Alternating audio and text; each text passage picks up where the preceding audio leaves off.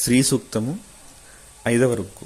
చంద్రాం ప్రభాసాం యశసాజ్వలంతీం శ్రియం లోకే దేవజుష్టాముదారాం తాం పద్మిని ఈం శరణమహం ప్రపంచే అలక్ష్మీర్మే నశ్యతాం త్వామృణే. చంద్రాం అనే స్టేట్ మనం ఆల్రెడీ చెప్పుకున్నాం, మళ్ళొకసారి గుర్తు చేస్తున్నాను. అంటే హయ్యెస్ట్ లెవెల్ ఆఫ్ కాన్షియస్నెస్, అంటే సహస్రార స్టేట్కి తీరినప్పుడు చంద్రకళ అనేటువంటి ఒక కళ ఉంటుంది అన్నమాట. యుగాగ్ని ద్వారా మనం కుండల్ని ప్రజ్వలింపలు చేసుకొని ఆ యుగాగ్ని ఆ కుండలిని శక్తి చంద్రకళని తాకినప్పుడు అక్కడ అమృత బిందువులు వస్తాయి. అంటే మనకి ఈ బాడీలో ఎలా ఎక్స్పీరియన్స్ అవుతుంది అంటే, అది పిట్యూటరీ గ్లాండ్ నుంచి పీనల్ గ్లాండ్ వరకు ఉన్నటువంటి హార్మోన్స్ ప్రవాహాన్ని, డిఎంటీ అనే హార్మోన్ అక్కడ రిలీజ్ అవుతుంది. ఆ టైంలో అది మనకి ఎంతో ప్లెజర్ని ఇస్తుంది.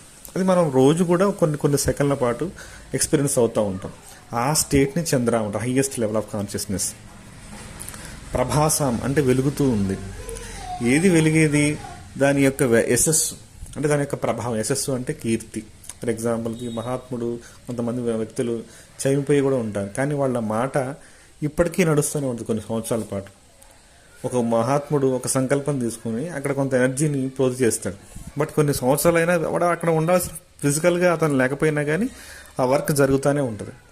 సప్తర్షులు కొన్ని క్షేత్రాల్లో కొన్ని ఎనర్జీస్ పాయింట్స్ పెట్టారు. అయితే మన మాస్టర్స్, ఇంకా మీకు ఎగ్జాంపుల్ కావాలంటే పత్రి గారు ఒక థాట్ ఇచ్చేస్తాడు, కొన్ని లక్షల మంది జన ప్రచారం చేస్తున్నారు, ఎంతో ఇదవుతుంది. ఇంకొక మహర్షి ఇంకొక ప్రణాళికతో వస్తారు, ఇంకొక ప్రణాళికతో వస్తారు. లేదంటే మన రెగ్యులర్ జీవితాల్లో కూడా మనం కొన్ని థాట్స్ పెట్టుకుంటాం, అవుతూ ఉంటాయి. దాని యొక్క యశస్సు అంటే ఇక్కడ అర్థం ఏంటంటే దాని యొక్క ప్రభావం. చంద్రాం యశ ప్రభాసాం అట్లా తీసుకోవాలంటే ఆ స్టేట్ మైండ్ ఆఫ్ లెవెల్లో మనం ఏవైతే మన థాట్స్ పెట్టుకుంటామో, లేకపోతే ఏవైతే మనం ఎనర్జీస్ ఇస్తామో, అవి ఇంకా వాటి యొక్క ప్రభావం పనిచేస్తూనే ఉంటుంది. యశసా జ్వలంతి, బాగా ఇంకా వస్తూనే ఉంటుంది. అది దానికి ఇంకా డెత్ అనేది ఏమి ఉండదు ఆ ప్రాసెస్కి. అది ముందుకు వెళ్తూనే ఉంటుంది, మనం ఫిజికల్గా ఉన్నా లేకపోయినా.